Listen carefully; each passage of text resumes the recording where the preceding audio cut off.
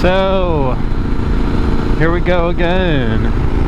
Let's hope the audio turns out on this one. Turned out on the last one of the last batch.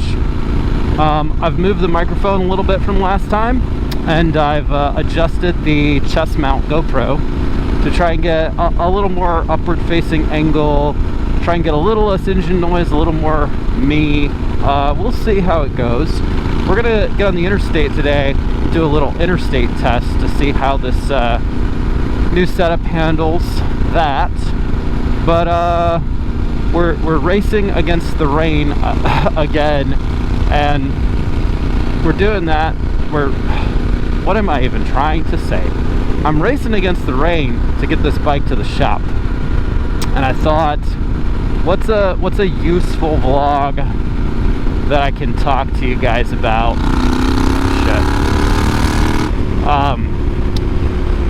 The brakes on this thing just aren't good enough for that. Oh, and the guy behind me ran it too, so there you go.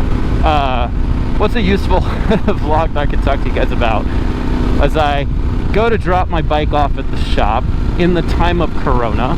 So first I want to say that like all the bicycle shops as well as like the motorcycle repair shops, they are flooded with business because folks that have never thought about getting outside on two wheels and doing something with their motorcycle or their mountain bike or their road bike or their kids' BMX bike or whatever are all pulling that stuff out of the garage and going, oh, it's not in good shape, and rushing to the shop to get things fixed. So a big shout out to all the mechanics out there, bike mechanics and motorcycle mechanics and shops that are still doing services and you know, helping a brother out, helping those of us out who we're going to need that service regardless, because we're not part of the Corona crowd. We are, you know, the regulars, the folks that were going to come in anyways this time of year.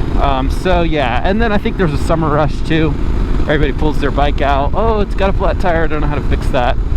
So that brings me to maybe what I want to talk to you guys about. Should you do your own service? Should you do the services on your motorcycle? And for that matter, maybe I can include your bicycle, you know? Like I said, I've gotten into bikes a lot lately. I mean, lately. I've been obsessed with everything on two wheels my whole life, but I've really dived into mountain biking hardcore lately. And this just brings up a question: should you do your own services? And I don't know, I wanted to kind of give you guys my thoughts and feelings and emotions on that subject. Bottom line up front, my answer to this is mostly no, you shouldn't do your own service, and some yes, you should do your own service. So I mean, we're all following that one cool hot chick or, you know, hipster dude on Instagram who's building custom bikes and started from nothing, learned how to weld. They're making all these cool parts and they're showing up to the one motorcycle show with some badass thing they made. I mean, that's super cool, and I think we all have this little tingling sensation in the back of our spine when we hear about it. Like, I want to be that guy. I want to work on my own bike. I want to get my hands dirty. I want to be that girl. I want to, you know, be the badass showing up to the motorcycle show is something that I created, a true piece of utilitarian art. But yeah, my experience so far has been that mostly you just shouldn't do your own service. Oh boy, I am very worried about getting rained on. I do not have any rain gear on at all. I will have ridden in wetter, and I will have ridden in worse if it does happen. So yeah, I think it's mostly no, don't do your own service, and a little bit yes, and here's why. I think there are some folks that are mechanically inclined, and I think that those folks, it's 100% yes. If you're just that person who's grew up working on stuff and you just like really understand what you're doing, and you know, you're basically a home mechanic, you're fixing old cars, you're fixing old bikes, you're taking care of your new bike, like do it all. For the rest of us, it's mostly no, because like you know, what I've experienced is you think you're going to save money, and you just aren't going to save any money. Like, making sure my GoPro's still. You just, you end up spending so much money on tools, and you end up spending money on tools that you're only going to use, like, twice in the lifetime of a bike. They're particular to the brand of bike. Oh, I hate this merge lane. Give me a second. Be curious how the wind noise is sounding right now. Yeah, this merge is so sketchy.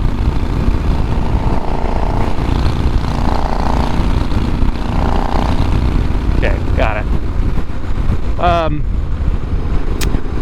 Yeah, you spend a lot of money on tools, and then you spend a ton of money on rework. Like, I've done services where I just broke a part that wasn't what I was even working on. I mean, you guys can go back and watch some of the footage from when I fixed the shift rod in this bike.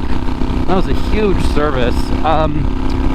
You know, I don't know, I think that there's something to be said for the professional mechanic doing stuff like that. And you know, they have all the tools at their disposal because they need it for doing whatever they're doing all the time on everybody's bikes, and you just don't need it all the time, so you just spend a lot of money on it.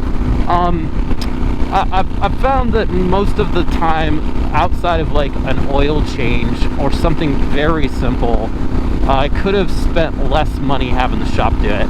And in terms of time, I think you're going to save time. Oh, I'm going to be a home mechanic. When I need something done, I'll just do it. I don't have to like take my bike to the shop in the middle of the Corona crowd and wait 3 to 4 weeks to get it back. Well, surprise, surprise, you probably will have your bike up on a stand for 3 to 4 weeks as you work on it. And then when you finally go to put all those parts back on, you're going to be like, holy crap, I can't remember what any of this stuff is for. You're going to put everything back together, have stuff left over, and be like, I don't know, is it safe? It's just so much more work and harder than I think we get past this guy. Then we give ourselves credit. We just don't appreciate how hard some of the service work is until you try and do it yourself. So that's where I think doing some of the work yourself is really good. I think getting that appreciation for what really goes into a service on your motorcycle is an important thing.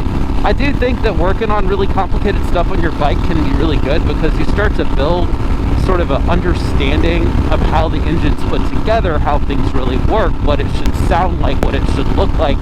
So you go to buy that used bike after a couple of years of doing some services, and you just really have this idea of like, you can just look at it and you have a little bit more intuition on if that bike's in good shape or not. You know, and then you're out on the trail, and there's sometimes just these things that need to be done, these little tweaks, and you'll run into an issue, you'll drop your bike.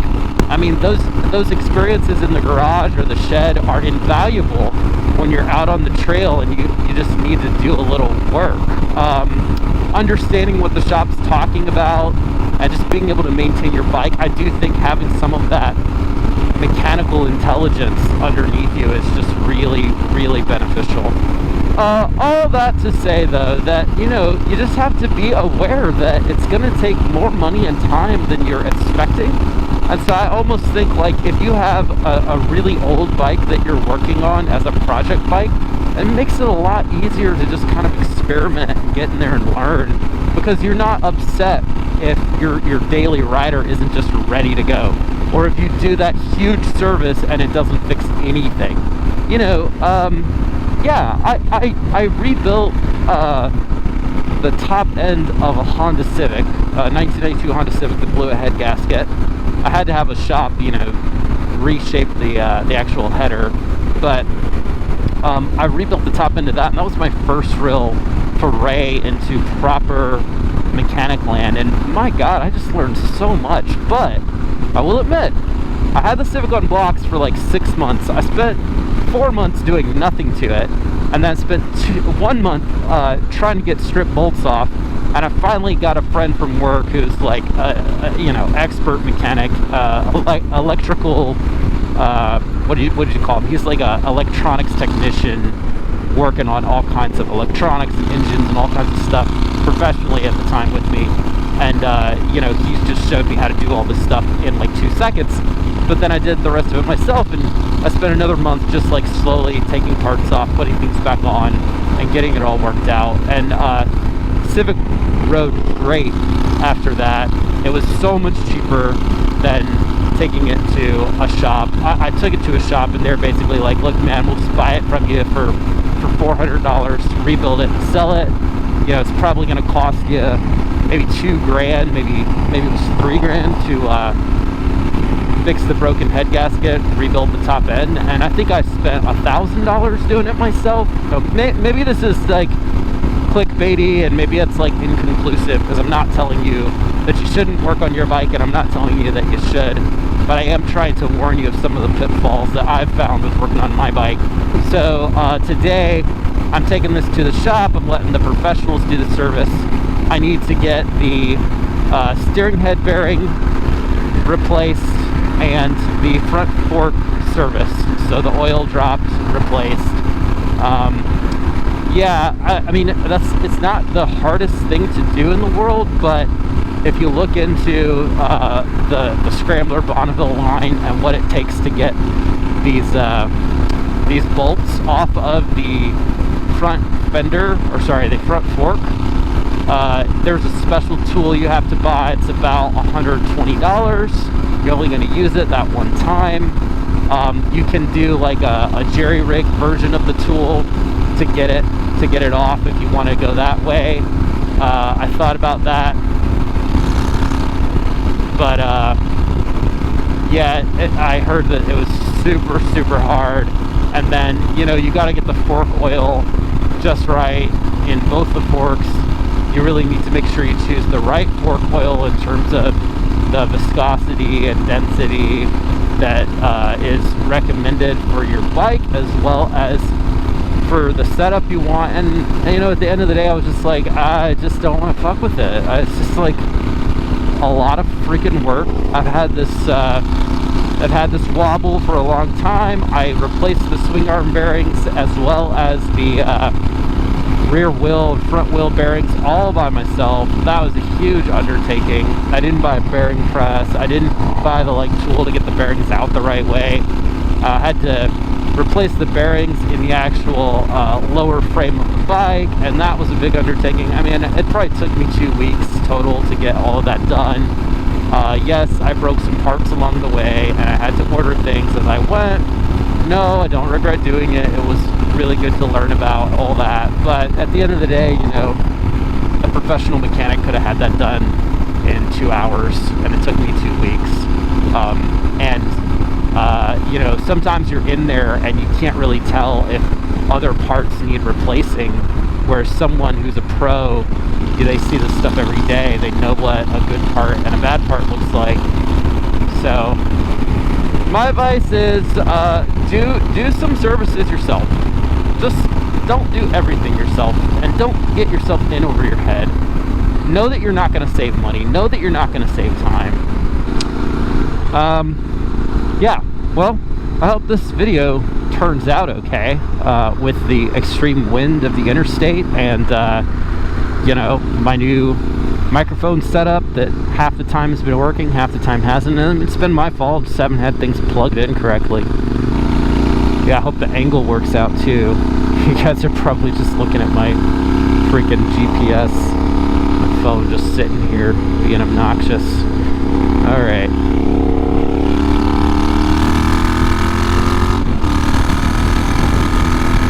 Gotta get past that guy.